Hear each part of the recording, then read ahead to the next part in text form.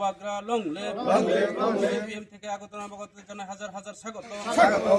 CPM থেকে আগত নবাগতদের জানাই হাজার হাজার স্বাগত। বুবাগ্রা লংলে বুবাগ্রা লংলে এই এলাকার শান্তি সমৃদ্ধি উন্নয়নের সাথে বুবাগ্রা চিন্তাধারা গ্রামে গঞ্জে ছড়িয়ে দেন। এই এলাকার পাহাড়ি বাঙালির একতার সাথে বুবাগ্রা চিন্তাধারা গ্রামে গঞ্জে ছড়িয়ে দেন। বুবাগ্রা কি ত্রিপুরা মুথা কি। ধন্যবাদ। আপনারা যারা সোশ্যাল মিডিয়া যারা আইছেন আপনাদেরকে ধন্যবাদ, এবং বিশেষ করে আমার ভাই, আমি চিনি ওনাদেরকে দীর্ঘদিন থেকে। তার পরিবার, তার বাবা থেকে শুরু করে তাই নেড়ে আমরা তার পরিবারকে আমরা চিনি, সিপিএমের ব্যাকগ্রাউন্ড। পাশাপাশি উনি সিপিএমের ব্রাঞ্চ কমিটির মেম্বার আসলো, দীর্ঘদিনের সিপিএমের একজন সক্রিয় কর্মী ছিল।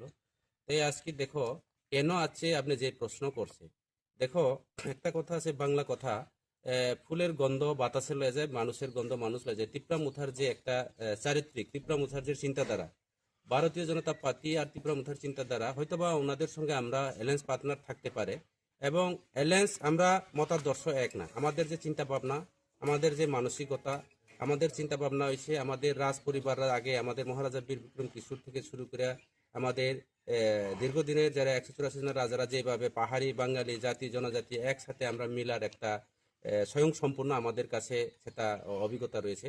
সেই অভিজ্ঞতা নিরিখে আমরা ত্রিপুরা মুথা পার্টি সেই আইডিওলজি নিয়ে চলে, যার কারণে আমার ছোট ভাই আজকে সিপিএম ছেড়ে এবং অন্যান্য দল আরও হাজার হাজার, আজকে উনি নিজেই স্বইচ্ছাভাবে, না বলে তারে আমরা একটা সুযোগ সুবিধা দিতে পারবো নাকি আমরা টাকার বিনিময়ে, অ্যাকচুয়ালি ত্রিপুরা মুথার যেটা আইডিওলজি, আমাদের বুবাগ্রার যে মতাদর্শ, ওনাকে সমর্থন জানিয়ে উনি আজকে আমাদের দলে আছে।